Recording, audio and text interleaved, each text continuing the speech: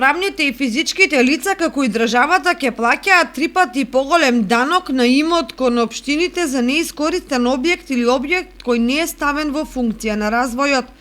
Например, ако државата има еден државен објект кој не го користи или не го изнајмува, односно не го става во функција за развојот, ќе мора да плати за 3 пати повеќе данок на имотна сметка на матичната општина. Тоа што остава отворена дилема е дали покрај финансискиот ефект ваквото законско решение нема да предизвика други турбуленции на пазарот во недвижности, особено поради фактот дека многу субјекти финансиски се немокни да ги покриваат новонастанатите трошоци од една и друга куповна моќ на населението, од друга страна во услови на драстично зголемена понуда.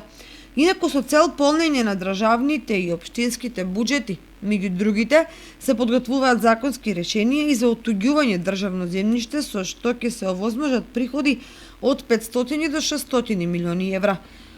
Голем дел од овие средства ќе бидат наменети за буџетите на општините. Државата во моментот располага со 2 милиони хектари, од кои само 10 до 15% ако се оттуѓат, тоа ќе значи над половина милиарди евра, пари кои што континуирано ќе влегуваат во јавните каси.